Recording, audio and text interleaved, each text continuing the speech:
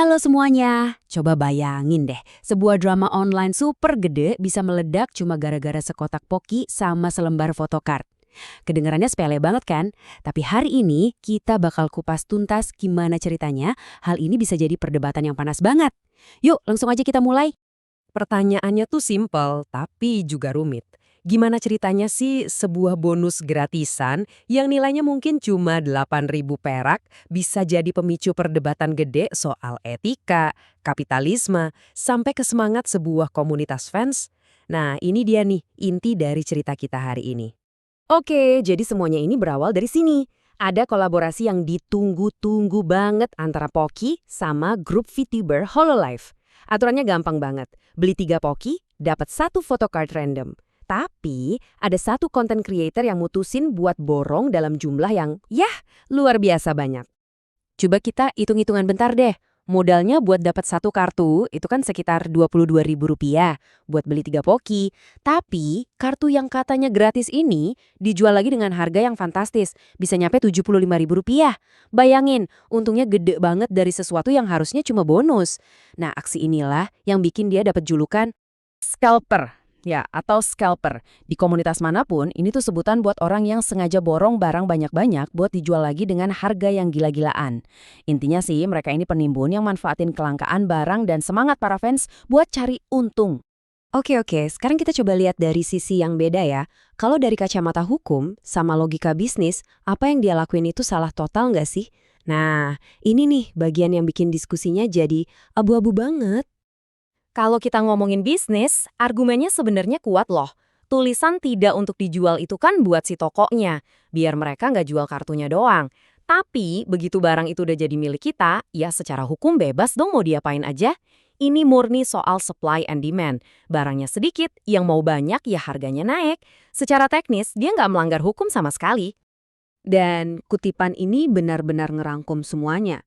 Kalau dilihat murni dari kacamata cari untung, apa yang dia lakuin ya masuk akal. Namanya juga ngelihat peluang, ya dimanfaatin. Tapi ya itu, komunitas fans ngelihatnya dari sudut pandang yang beda banget. Nah, sekarang kita pindah ke sisi seberangnya. Kenapa sih para fans ini bisa semarah itu? Buat mereka, ini tuh bukan cuma soal bisnis. Ini udah nyangkut soal perasaan dan etika di dalam komunitas. Disinilah letak konfliknya. Di satu sisi, kita punya logika bisnis yang dingin, yang ngomongin untung rugi, penawaran, dan permintaan. Di sisi lain, kita punya etika fans yang rasa pengalaman mereka dirusak, ngerasa dieksploitasi, dan kesenangan kecil mereka direbut cuma buat keuntungan orang lain. Ini benar-benar dua dunia yang tabrakan. Dengerin deh kutipan ini kena banget ke inti masalahnya. Buat banyak fans, terutama yang mungkin budgetnya terbatas, kolaborasi kayak gini tuh satu-satunya cara mereka bisa punya merchandise resmi yang harganya terjangkau. Jadi, ini bukan lagi soal kartu 8.000 perak. Ini soal kebahagiaan kecil yang akhirnya bisa mereka dapatin, malah direbut sama orang yang cuma cari untung. Dan ini poin pentingnya juga. Esensi dari event kayak gini kan gacanya itu loh. Keseruan pas buka bungkus, nebak-nebak dapat siapa, terus bisa tuker-tukeran sama teman sesama fans. Nah, para scalper ini ngebunuh semua keseruan itu. Aktivitas komunitas yang harusnya asik, jadi cuma sekedar transaksi jual beli doang. Coba deh, kalau ceritanya cuma sampai di situ, mungkin dramanya nggak akan segede ini. Tapi, yang benar-benar bikin apinya makin berkobar itu adalah gimana cara si kreator ini ngerespon semua kritik yang masuk. Bukannya ngaku emang cari untung, dia malah ngebungkus tindakannya seolah-olah itu jasa mulia. Katanya sih mau ngebantu teman-teman fans yang di daerah terpencil. Tapi ya, buat banyak orang, ini kedengarannya kayak alasan doang buat nutupin niat aslinya, yaitu ya cari untung. Dan ini puncaknya, pas dikritik, bukannya minta maaf atau coba diskusi, jawabannya malah nolak mentah-mentah. Sikap yang star syndrome banget ini seolah nunjukin kalau dia nggak peduli sama sekali sama perasaan komunitas. Nah, inilah yang ngubah rasa kecewa jadi amarah besar. Jadi, pelajarannya di sini apa?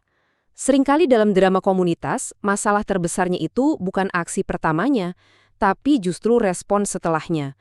Sikap ngeremehin kayak gini tuh ibarat nyiram bensin ke api yang udah nyala. Penting buat kita ingat ya, Masalah ini tuh lebih besar dari sekedar kartu poki doan. Ini tuh pola yang sama yang terus-terusan terjadi dan ngerusak banyak komunitas fans. Apalagi sekarang, di mana hobi dan cari duit itu udah makin nyampur. Polanya tuh selalu gitu-gitu aja. Mau itu tiket konser, merchandise limited edition, atau ya photocard ini. Scalper datang, borong semua, bikin barangnya jadi langka, padahal sengaja. Terus dijual lagi ke fans sejati dengan harga yang udah nggak masuk akal. Mereka ini benar-benar ngebajak semangat fans buat keuntungan sendiri. Terus, apa kita cuma bisa pasrah aja? Ternyata enggak juga. Menurut narasumber kita, solusinya tuh sebenarnya simple banget. Dan kuncinya ada di tangan kita semua, para fans. Itu dia, sesimpel itu. Bisnis scalper itu cuma bisa hidup kalau ada yang beli. Kalau nggak ada satupun yang mau beli barang mereka dengan harga selangit itu, ya bisnis mereka bakal mati sendiri. Jadi, kekuatannya ada di dompet kita masing-masing. Pada akhirnya, kita balik lagi ke dilema utamanya.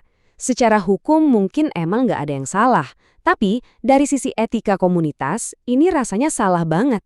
Ini tuh kayak pertarungan klasik antara logika pasar bebas lawan semangat kebersamaan sebuah fandom. Jadi, aku tinggalin kalian dengan pertanyaan ini deh. Di zaman sekarang, di mana hobi itu bisa jadi ladang bisnis, sebenarnya di mana sih kita harus narik garis batasnya? Kapan momen di mana cari untung itu udah mulai ngerusak esensi dari hal yang kita suka bareng-bareng? Coba deh kita renungin sama-sama. Makasih banyak udah nyimak.